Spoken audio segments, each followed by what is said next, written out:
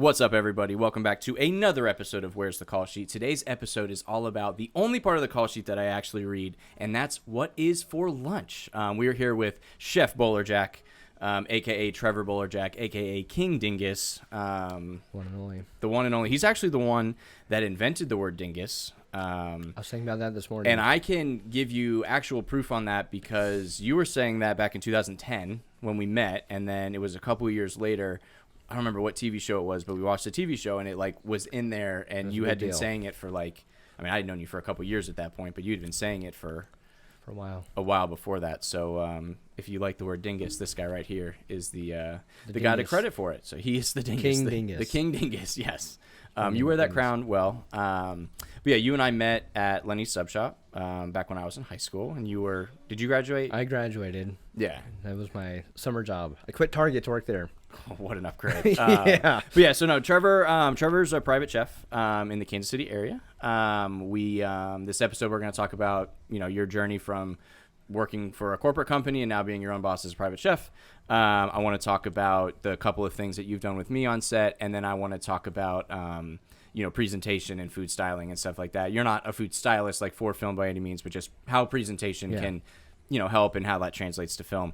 And ultimately, the real reason that we're here is because we have a 13-year feud on who, between the two of us, makes a better Philly cheesesteak. So we are going to do the ultimate Philly cheesesteak cook-off between a seasoned chef, no pun intended, and me, who's just really good at making Philly cheesesteaks. I was your boss. I'm the reason that you learned how to make a Philly cheesesteak. So that's debatable. When did you make a Philly cheesesteak? How? How did I not? I was your boss. I don't think you were the boss yet. I trained. Okay, I wasn't technically a manager. I was a shift leader. You were a shift trained leader. you. I dictated where and when you worked. I worked the lunch shift, and you worked at nighttime at first. That's not how it worked at all. Oh, whatever. We closed every single day together for eventually. When did you work during the day? In the summertime. You have no hard evidence at all. I don't think you taught me how to make the Philly. If I didn't teach you how to make the Philly, I at least guarantee you I taught you how to perfect it. Ooh. Because back when we were still in our heyday and we were in our prime, we could make Phillies with the best of them. And we were fast and we were efficient and we were good. And did I ever tell you that I went back? Remember how we used to get in trouble for making all the the marinara Philly and all the non-menu item Phillies? I went back and all of those items were on the menu. All on there. Yeah. Which is crazy because we never got credit for any of it. We made a lot of weird ones. Yeah, and we got yelled at. Lynn yelled at us all the time.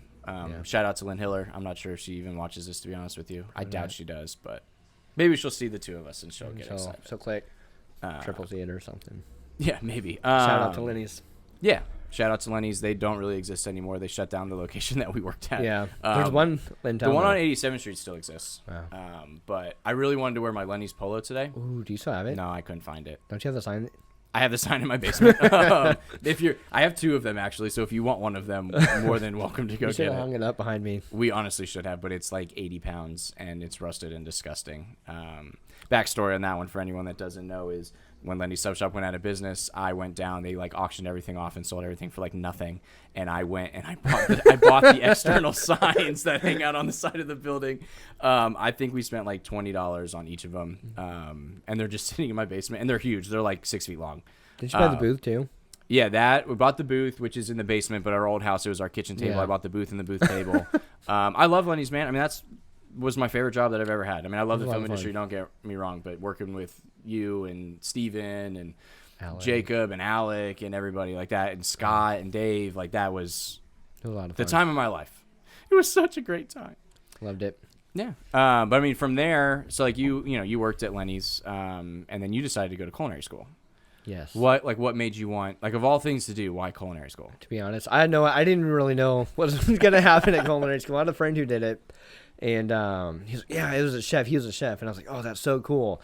And then I didn't really realize what I was getting into. And then so I went to culinary school. I got a job as an apprentice at Overland Park Sheraton. And I fell in love with it, making specials. And I was fortunate to work at a cool place where we had a lot of freedom. We weren't getting slaughtered like a big restaurant every night. So we got a lot of pretty cool opportunities to learn different techniques and different styles of food or how to feed 1,000 people through banquets. Yeah, is it can you go in there like just off the street, or do you have to stay at the hotel to go to the restaurant? Do people do that? Do they just go, I'm going to the Sheraton for dinner tonight? Some people, but not that location, because it's in the middle of, Overland Park, in the burbs. But like downtown hotels, hotels in big cities, they get a lot of walk-in traffic to the restaurants. Because when you told me you had that job, I thought it was like mainly room service. No, because that's what I do. Like, yeah, I don't say it like those fancy hotels by any means, but when I would go to a hotel, I would just eat in my room. Like, I didn't want to go to the restaurant. Yeah. But that's also because I'm working, all day when I'm out of town usually. So I guess it makes sense that people would be visiting and go, oh yeah, let's go to this 5-star restaurant that's downstairs. Yeah. There's a lot of business guys at that place. So it's like they're working through the day or whatever. They get off work, then they come to the bar, have a drink, have a good meal. And yeah. What kind of stuff were you cooking?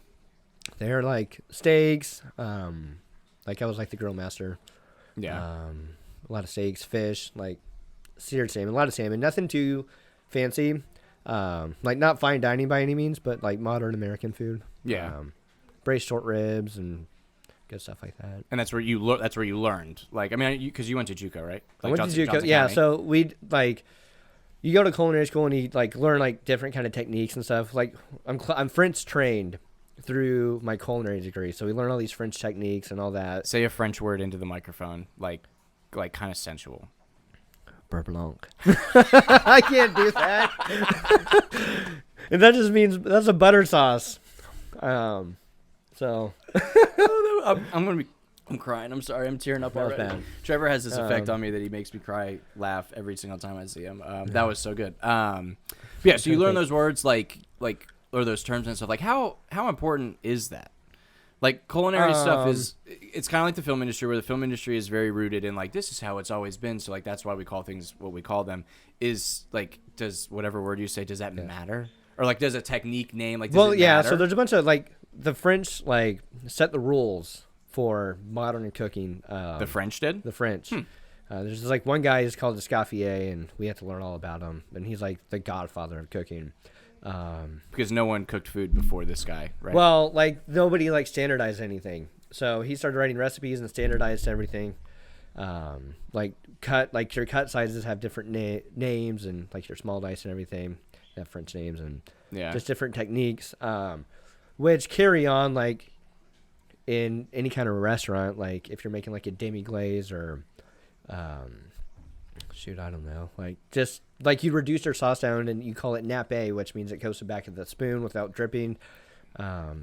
Just like weird little things like that. Yeah. If you're working in a French restaurant, then yeah, obviously like everything's by the book French kind of thing. But people use those techniques and stuff in other food. Yeah. So like when we worked at Lenny's and I would be cooking on the grill, I didn't follow the recipe guides. Like it was just I got the end result. It was the same end result, but I went a different way. Does that matter in a professional kitchen? Yeah. Like does the process matter in a professional kitchen as opposed to what we were doing, or at least what I was doing at Lenny's? Well, yeah, Lenny's like we were just making stuff. You just grab a handful of peppers or whatever for your Philly. Yeah, you want to use the same ingredients, like the same amount. Like you want everybody to have the exact same meal. Like that's the perfection you seek as a chef. Is everybody's getting the same dining experience, like being serviced well, getting the same plate, the same food, that every plate looks exactly the same, tastes exactly the same. And like when you're in like those fine dining restaurants, like that's a whole thing. But like a Michelin star restaurant, everything is like precise to the T. And that's how you get your Michelin stars, 1, 2, or 3. So to be a 3-star Michelin place, other than the politics of it all, the game. You like every plate's got to be the same. The service has to be perfect. Your linens have to be perfectly pressed. Like everything, very perfect. Yeah. So what's the biggest difference? Not necessarily for you, because I'm sure you take some of those techniques and use them at home. But like, what's the biggest difference between food that you eat at a restaurant, like where you worked at, and then like something that someone were to make at home? Like, what's the biggest difference, do you think? I think equipment, and just like the skill of it, like knowing, like cooking's all a feel. So like if you like go to sear a steak and I tell you, oh, you're going to sear your steak for 5 minutes on each side or whatever, my gas grill might be hotter than your electric burner. So, sometimes it's not all about reading the recipe to the T, like it's a feel to it. So I would say that's really the difference is, oh geez.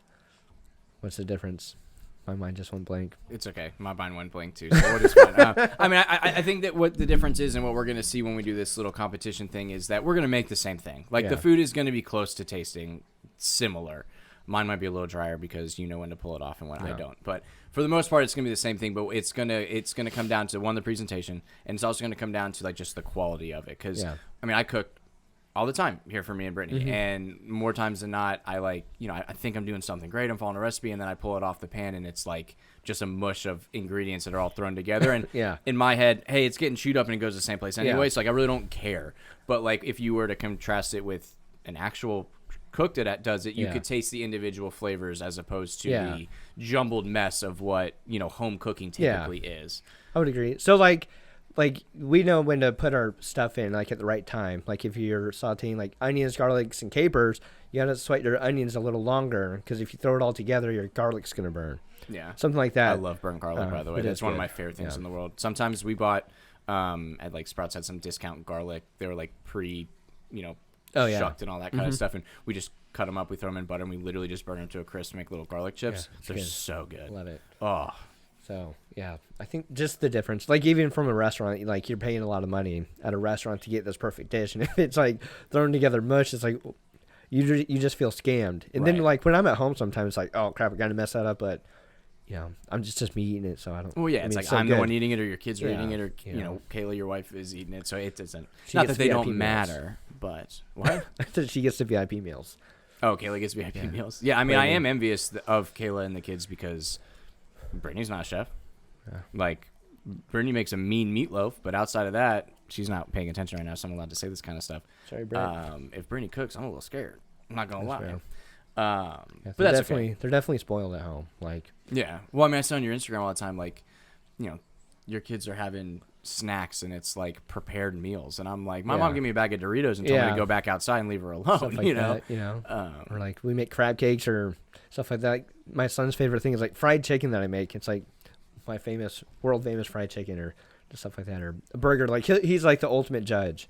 It's like he'll let you know if this is a good one or if it needs more seasoning. Thaddeus does that? Thaddeus. Oh, okay. Well, he's definitely has to taste. Does he like Philly cheesesteaks? Will he eat one? Yeah. Okay. We'll have to have him taste mine first, so that way. Or no, maybe yours first, so he's harder on yours than mine.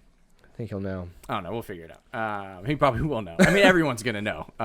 Maybe. Who's this who's? Well, we are going to blindfold everybody, so hopefully that helps. Okay, so what was the highest level that you reached when you were at the restaurant? You started as an apprentice, but where did you eventually get to? So my final position before COVID, I was the chef de cuisine of the Sheraton Hotel. What does that mean? Pretty much I'm in charge of the whole restaurant. From every aspect of hiring, ordering the food, writing the menus, costing it. It's like you report to the executive chef, but like you're in charge of the restaurant. If anything happens, like it's you're on the line for it. You know? Service is bad. Your cooks burn something. Like I had a kid once, one of my apprentices. I had to write him up. Pretty much, he made a bad peanut butter and jelly sandwich. And then, like actually a bad peanut butter? Legitimately, he messed up a peanut butter jelly, and interesting. It caused hell throughout the whole place. Like the GM was like, "Dude, what's up with this?" Like, and we had to give the customer like a bunch of money and a bunch of like Sheraton points or whatever, and I had to write him up. And but all to say, like when you're the chef de cuisine, you're in charge of the whole restaurant. So I did that.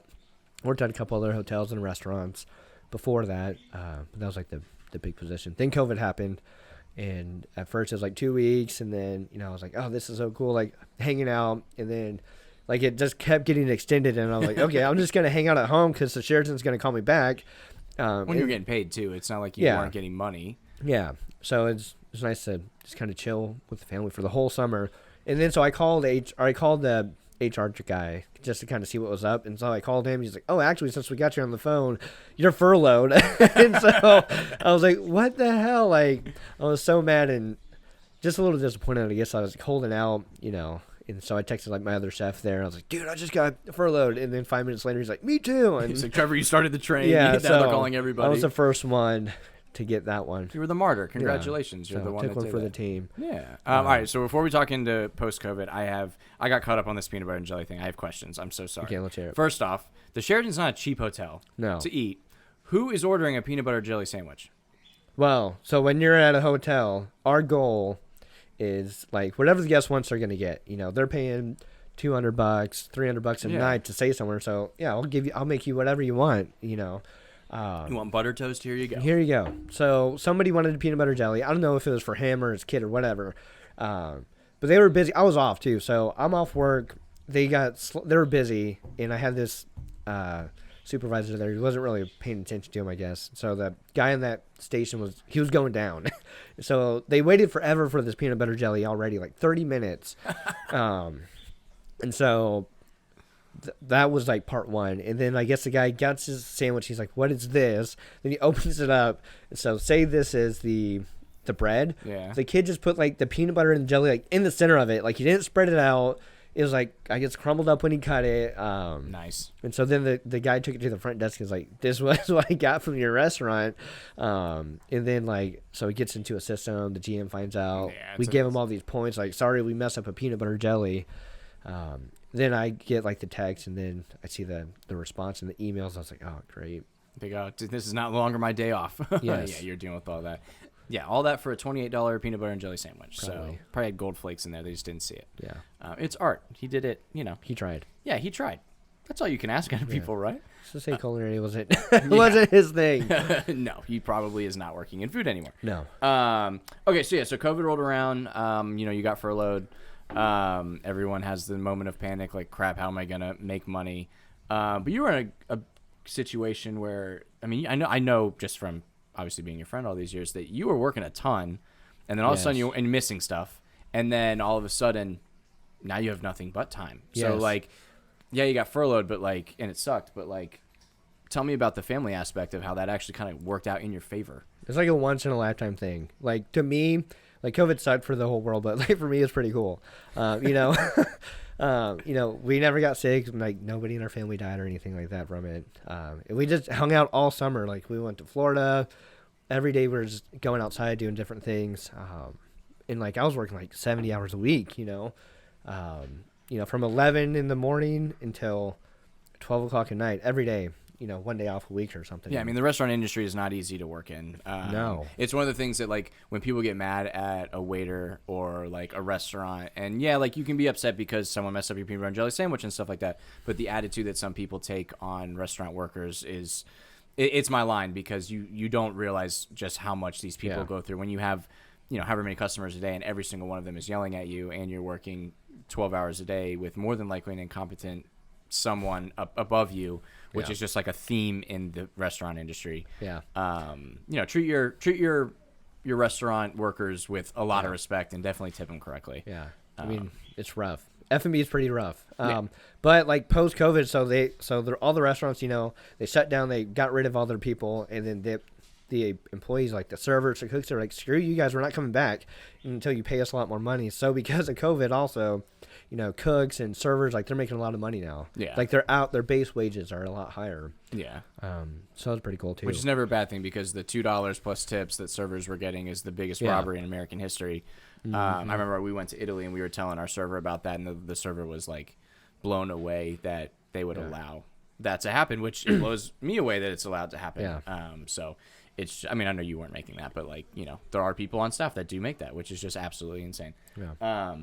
So you got all this free time, and then, you need to make money, hit a point where it's like, okay, I got to make cash. How are we going to do this? So what did you do?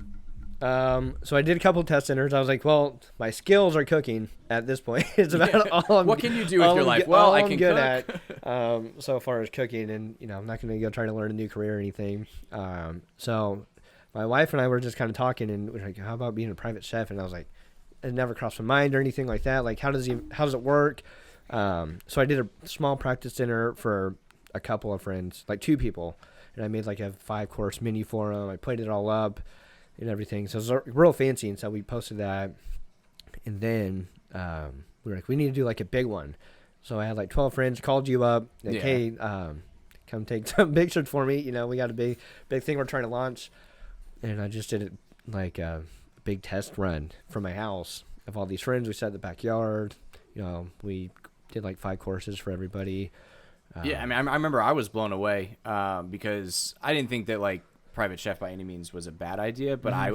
I was very curious when you told me how many people were going to be there, how you were going to make as much food as you said you were going to make in a home kitchen. Yeah. Like, you guys don't have a small kitchen by any means, but you also don't have like a massive kitchen that like, it's not a restaurant kitchen. Mm-hmm. So when you were like, we're going to feed 14 people or 12 people, whatever it was, I was like, okay, maybe like one course, like, you know, Yeah. oh, you throw a bunch of chicken wings on, like, you know, but I mean, I don't remember the exact meal by any means, but I remember the presentation was fantastic. I remember the quality was fantastic. And I remember that everyone there was equally impressed, you know, with what you could pull off.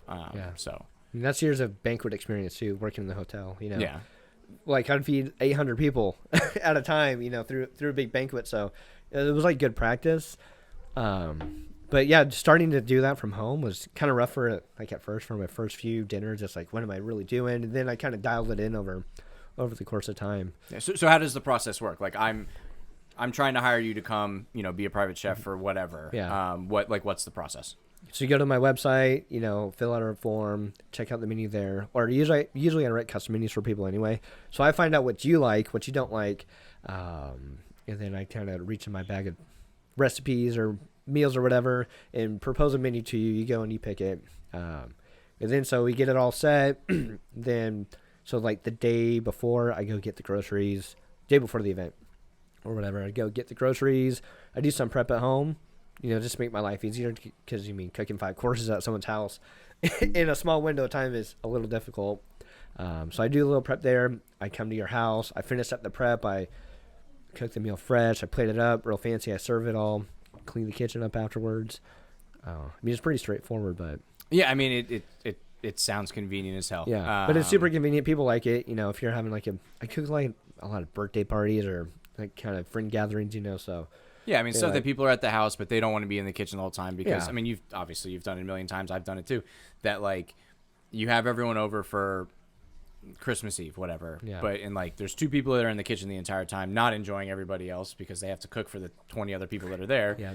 And they gotta then, clean. you know, and clean, everything's done. Like, you missed out on the entire event. You're the ones that are hosting. Yeah. But if you hire someone like you, not someone like you, hire you, don't hire Yes. anybody else.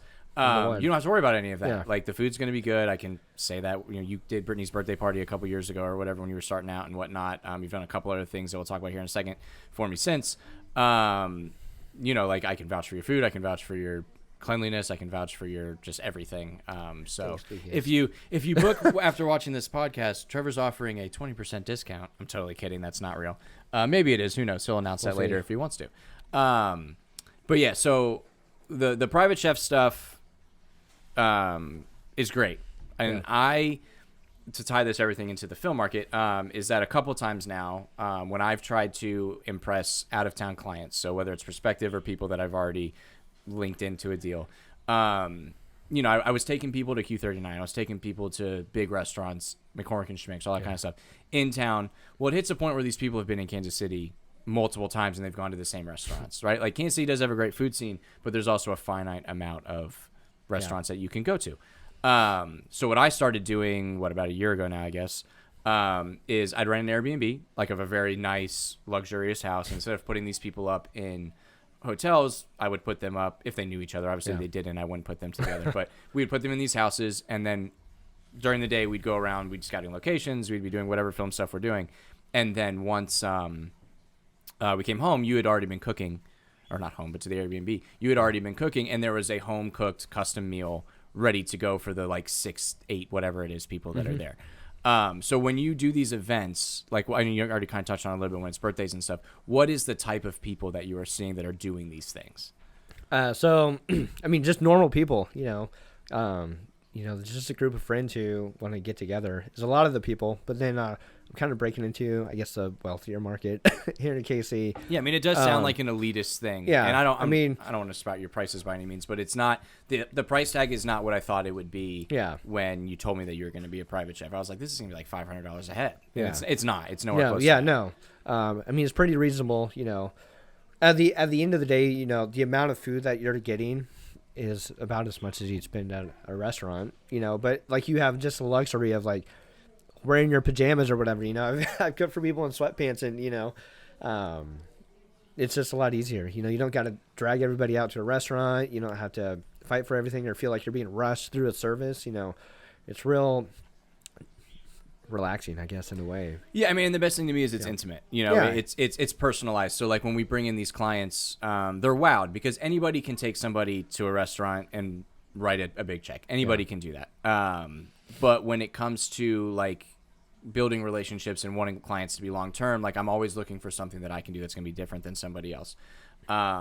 I have the luxury of knowing you as a friend for all these years. So like I kind of have a step up. If anyone wants to do this now, they're copying me at this point. Like no one has seen this before. Like I've acquired clients that were with other Kansas City people through the 3 dinners that you have done for me with these people. And I'm going to continue doing it because it's just a way to stay different. And, when it comes to the film market, that is, or the commercial market, whatever you want to call it, that is the key. That is the way that you stand out because anyone can shoot like I shoot. Anybody can write like I write. Like, I'm not a one of a kind. I'm not the only person that can do what I do. But if I have something that's a little bit different, if you got 2 people that are the exact same, this person took me to Cinzetti's, which I love, by the way. And then this person takes me, on this journey with Chef Bolerjack. Like, who are they going to go with? They're going to go with that side of it. So it's fun. I'm glad that you do all that kind of stuff. People think it's cool, like watching their food be prepared. They, half the time I have people all around like watching me prep and chop everything up. They're asking questions like, "Oh, why are you doing it like this?" Or, it's almost like a lesson at some point. Like one time I taught a lady how to make mashed potatoes, and like what I do to my potatoes. Welcome to a cooking lesson. And we did a whole cooking video before. Yeah, we did the live stream where you were teaching. Was it Thanksgiving? No, it was around Thanksgiving. I thought it was a turkey that you made. No, we did a coq au vin, which is a French recipe. There you go. French training. But it's like a red wine braised chicken. But yeah, that was cool. Yeah, that was the only one of those that we did. We never did more of those. Yeah, probably should do one. We did a live stream. People, I don't know if they paid you or not, but this one was that was the like test run. Test run, which Trevor was testing out if people would pay for lessons and like how to like a walkthrough of how to do a recipe. So Trevor shipped out. Or no, you didn't ship out. People got all. I gave them the list, so you got the list. Everyone got the stuff, and then we had a 3-camera stream of Trevor walking through the recipe of how to cook this. And I remember the funniest part was that like because if it was Zoom and everyone was lagging and stuff, it was like, wait, was it 2 minutes or 12 minutes? Oh yeah, and like it was just one of those. We kind of lagged out a little bit. It was fun. But everyone had a good time, and the food was great. I thought that was a really good idea. You should definitely try to do that again and see what happens. We'll see. We'll do a 8-camera feed this time because you love being on camera. I love it. Love it. Absolutely love it. Wink. But yeah, just to kind of keep this, because this is a podcast about the film industry. You have also come out, and I've needed on a couple occasions now. I've needed someone to cook food that's going to be on camera. Not food styling. That's like its own art, its own specific thing. But for food shows, specific is what you come out on is the actor, whoever that we hired, is great at the lines. They're great at the delivery. They're great at the actions, but they're not great at cooking. Yeah. So the way that it goes behind the scenes is, we shoot all the close-ups of the face and the wide shots and all that kind of stuff with the actor, and then we stop, and then we go close-ups, and Trevor's hands get in there, and the knives and the spoons and stuff like that. So as someone that isn't in the industry and then gets to come on set and kind of see this behind-the-scenes feel, like how is that experience of cooking for TV different than cooking at the someone's house for a private chef thing?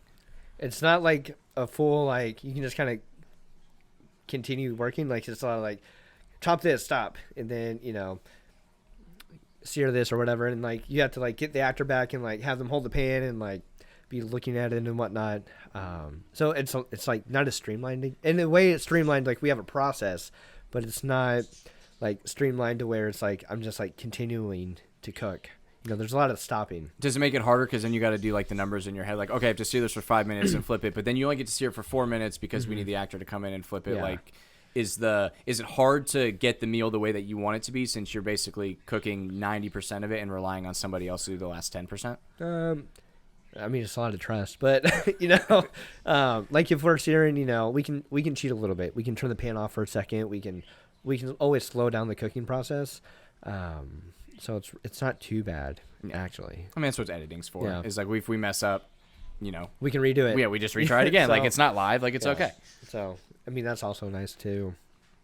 to kind of be able to stop and slow down and really just think about, like, I can focus, like, okay, these cuts need to be perfect because they're going to go on this plate, which is, the main shot of kind of this, or the main focus of this specific shot or whatever, Yeah. So I can just focus a little more on it, slow down. Well, in a perfect world, what happens is, as my birds are going crazy, in a perfect world, what happens is we get you to become an amazing actor because your mustache needs to be on camera.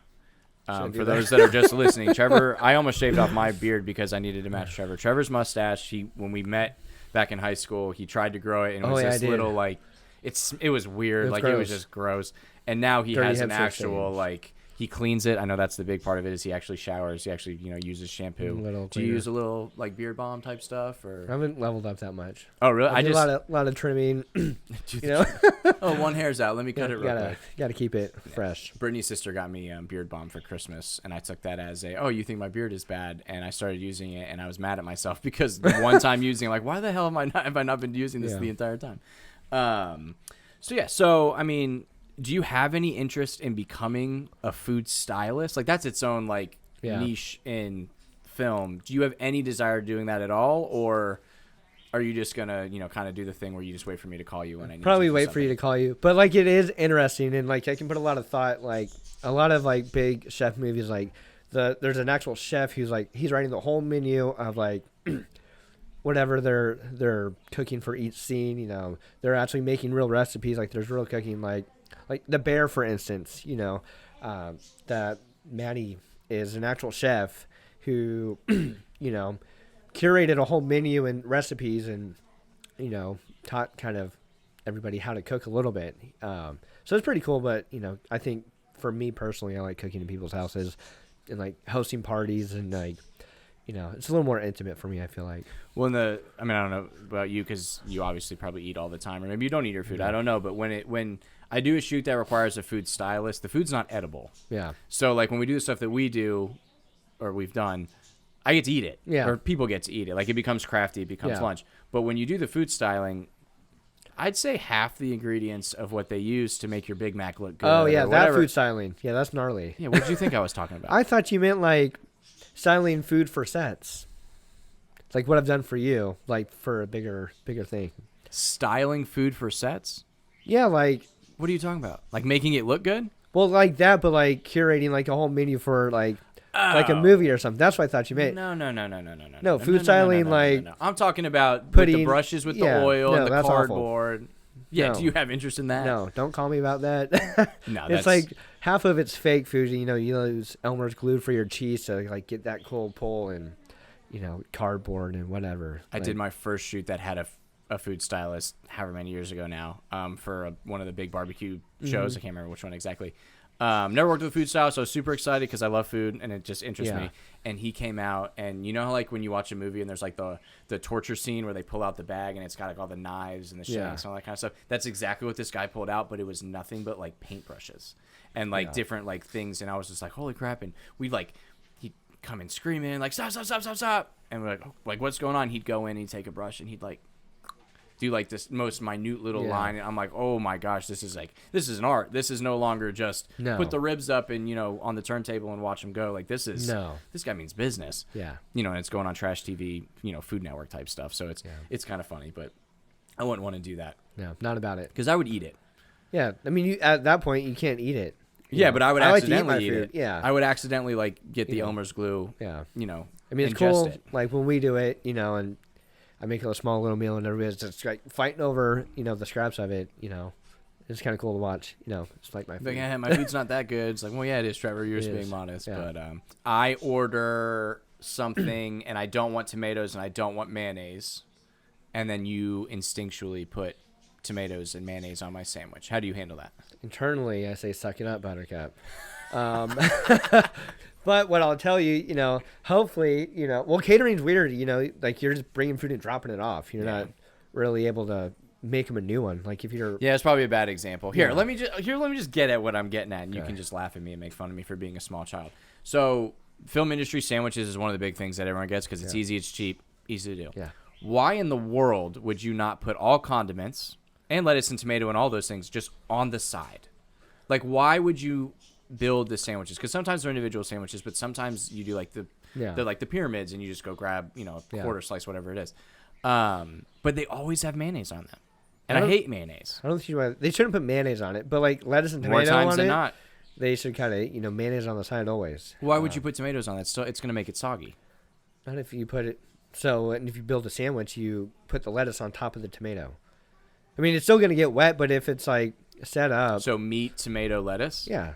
Everywhere does meat, lettuce, tomato. But I've never, like I mean, that makes complete sense, but I've for never like seen someone that, do that. like if you're like setting up a whole buffet or something, and like for catering a large amount of people, that's what I would do. You just changed my life. I've never thought about putting the tomato on top of the meat so the bread doesn't get soggy. Yeah. But like when I build a cow. burger for like at the restaurant or whatever, burger, cheese, lettuce, tomato, onion, bun. Yeah. But like if there's like some buffet kind of thing, yeah, put the tomato lower. I'm flabbergasted because every place, even at Lenny's, every sandwich place I've ever go to goes, would you like any onion, lettuce, tomato? Yeah. And that's the order that they go with, and it doesn't make sense, but this is why you go to culinary school, But kids. the lettuce or the tomato holds down the lettuce. Yeah. That's so, well, you're right, so it's like like in a sandwich shop, it's like chopped up lettuce. But like that's what I would do. Or like build your own. Just build your own sandwich. Okay. Well, yeah, then that's why. But it's like that looks ugly, like a deli buffet. Just but you're on a film set. Like it doesn't matter. Cares. Like food makes or breaks a shoot for me, and makes or breaks a shoot for a lot of people. Like if I'm having a horrible day or like I'm just not feeling it, like whatever, and I get lunch and the food sucks or they mess up something, like my day is now exponentially worse. But the exact opposite of that, if I'm having a crappy day on set, something's not going right, whatever, and the food is like amazing, like that second half of the day I'm a new man, and like nothing is wrong at that point because I'm happy.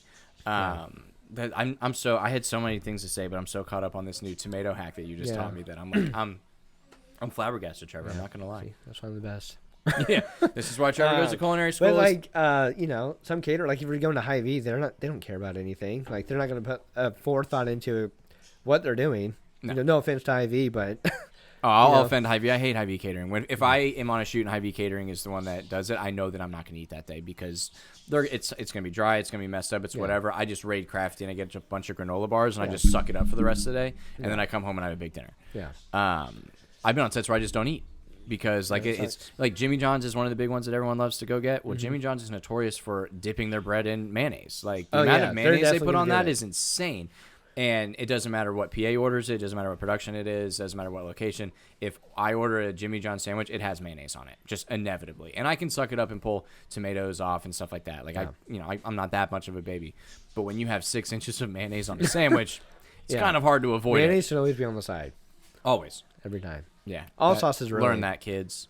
Yeah. All sauces should be, especially if it's to go. But all right, well, we could sit here and banter back and forth about mayonnaise for hours. Yes. But I think it's time that we have ourselves a Philly cheesesteak cook-off. 13 years in the making. 13 years in the making. Once and for all, we are going to squash the beef. No more anything else. People are going to be able to talk, or you and I are not going to be able to talk about this. This is for the crown, for everything. The way this is going to work, we're going to go in the kitchen.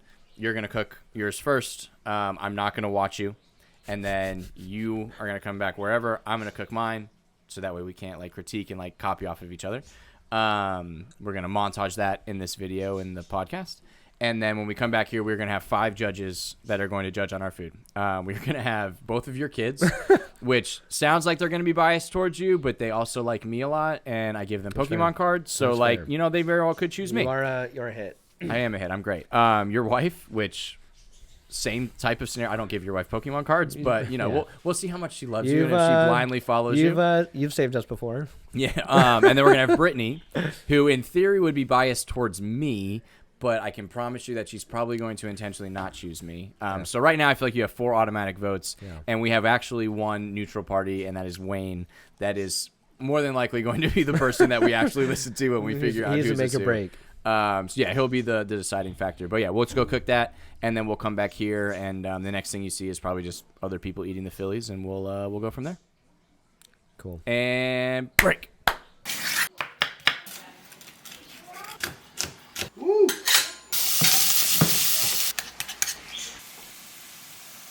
All right, Miss Lydia, are you ready for the test? Yes. You're ready for the test? All right, reach out in front of you. And there's 2 Phillies there, so I want you to take a bite out of each one, okay? Okay. and then you tell me which one you like better. So go ahead and grab one. Do you need me to help you? You want Thaddeus to come help you? Or your mom? Your mom can come help you.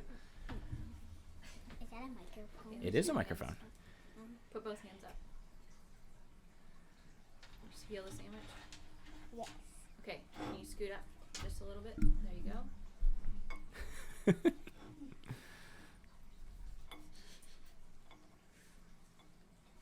Too hot. Too hot. It's too hot a little bit. All right, we can try the other one, and then we'll go back to that one. Okay, ready? All right, so this is number one that she's about to bite. Tasting number 1. Ready? Open up. I'll just feed it to you. Big bite. There we go. Okay, What's it taste like, Lydia? Tell me what it tastes like. Lucas's. Well, you don't guess whose it is, but did you like it? Yeah. Can you hear? All right. Lydia, can you hear my voice, right? Yes. So tell me, like, kind of look at where you think my voice is coming from. So lift your head up a little bit. What did you think? Was it good? I can't tell you if it's mine or not, but did you like it? Yeah. You did like it? Okay. Do you think the other one's cool enough for you to try the other one? No, not yet. All right, we can wait another second. It's okay. Do you like Philly cheesesteaks, Lydia? Yeah. Did your dad make them a lot? Really? Not really. Yeah. What are you eating? Is that your hair? Are you eating your hair? No. No. I don't eat my hair. Where'd your face go? Where did your face go? You want to take the blindfold off? You don't have to keep wearing it. You want to keep it on? That's okay. You think the other one's ready to take a bite? You think it's still too hot? Ready? You're ready? You want to try it? Where's your mouth? There we go. Pull it up a little higher. Oh, we saw our eyes. All right, Lydia, you ready? We'll give you the other one. Your mom can come in and give you the next one, okay? Scoot forward. Scoot your head forward. This is number 2. Scoot your whole body forward. There. So Do you like that one, Lydia? You like that one too? All right, show me with your fingers. Lift it up right in front of your face. Number 1 or number 2? If you had to pick one, which one would you go with?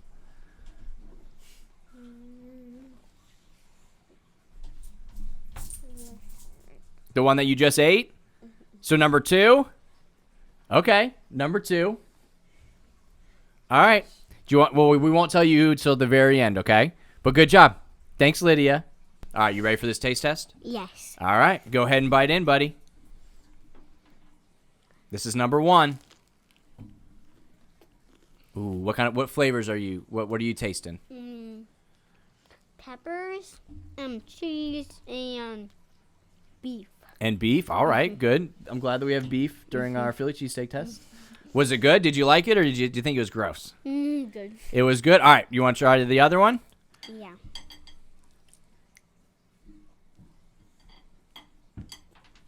I only got a bread bite. Only got a. All right, we'll take another bite then, so it's not just a bread bite. Make sure you get some meat and good stuff in there. Oh, there you go. That was an only meat bite. Did you like it? Mm-hmm. Now think about it for a second. Go deep in thought. Do, do, do, do, do, do, do. If you had to pick one, buddy, the first one or the second one, which one would you go with? First. The first one? Hmm. I don't know who the first one was. I really didn't know who was who. I know. Okay. What's up, Kayla? I've also known you for 13 years. Does your husband cook for you a lot? Yeah. Are you going to be able to pick your husband's food out of this? Is this like a I really don't know. unfair? Yeah, this is a lot of pressure, so we'll see. All right, well, everyone turned away. We'll just see go how it ahead. goes. Bite number 1. Trevor's sweating over here. Pretty good. Pretty good. That probably means it was mine. You guys did walk out of here together before you brought it out, so if you told her which one's yours, I'll be mad. Okay. Okay. Keeping the flavors in my head.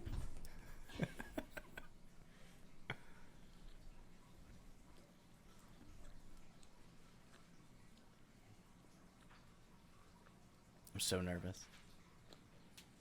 It's really hard. Yes. To tell. I'll settle for No, that. like, I don't it's- care who wins. I'll settle for it's hard to tell. I'll be honest. This one might have the cheese more melted. Trevor got that critique a lot of times while we were at Lenny's. He wouldn't melt the cheese enough. I also don't know if that's the one that is his, though. So Trevor's the only one that knows Hold which on. one's which. I'm going to have to try the other one again. I'm going to have to eat the whole sandwich. Yeah, I'm going to need a whole foot long of each, actually, before I Okay. can make a decision.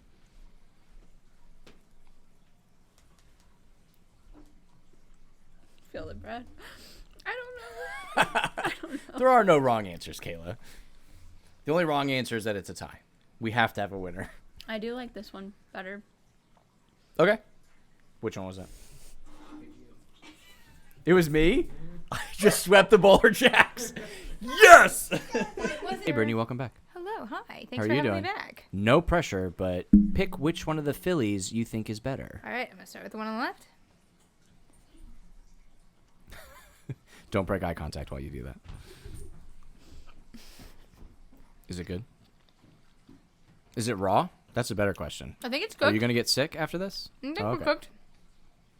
Okay. Go with this one. That one's messy, so F for presentation. That was...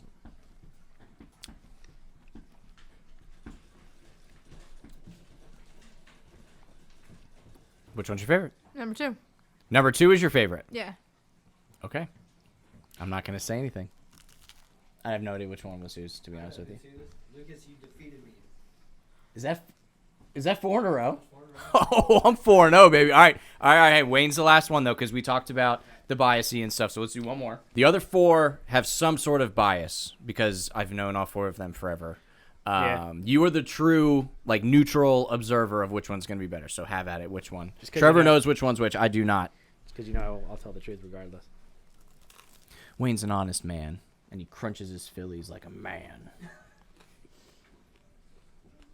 You also took big bites. Everyone else, like, kind of nibbled at him.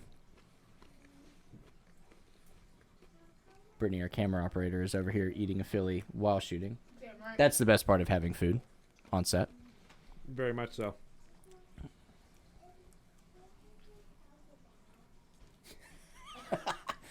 Trevor just flipped me off. Our friendship is in jeopardy.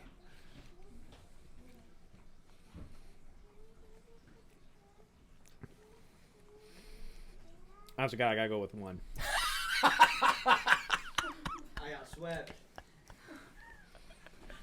I'm so sorry for laughing. I'm so You sorry. gotta go with one. Chef Bolerjack, do you have anything to say for yourself? I'm speechless. I am actually surprised that I swept you. I got swept. But I'm also not surprised because it's not. I approach this as a game. I knew that you're a better cook than me. There's no, or better chef than me. There's no denying that at all. But I knew who our audience was, and I knew that inserting the cheese and the cream cheese in the middle of the Philly Yes. would make them think that it was yours because that's like different and fancy, where you went traditional. I went classic. So I beat you on the mind game, You won. is what it was. So what we have figured out is that I'm a better Philly maker, and I'm smarter than you. Wow. But you do have a better mustache. And that's all that we can ask for, really. But no, seriously, thank you for coming on the podcast. It was a lot of fun. People are going to have to check out your food for real, though, because Yes. this my competition is Phillies. not... Yeah, no, you won't cook Phillies for Yeah, I them, guess. but yeah, thank you, dude. I appreciate it. Thanks for You want to having go me eat some Phillies and hang out? We should go to Yes. Lenny's. You want to go to Lenny's? Let's go to Lenny's. All right, cool. Thank you guys for watching. Tune in next week. Hopefully you enjoyed this episode. Hopefully we'll do some more food stuff down the line. Okay, thanks. Bye. You're so mad right now. All of you are dead to me. Trevor's ego needs a boost, so we're going next door to the neighbor's house who has no idea about anything, is not related to any of us, and we're going to see which one of these he prefers. If I win this in Crocs, Trevor's quitting being a chef. My culinary career is at stake here. This is not planned, by the way. We are just showing up. So hopefully they're home.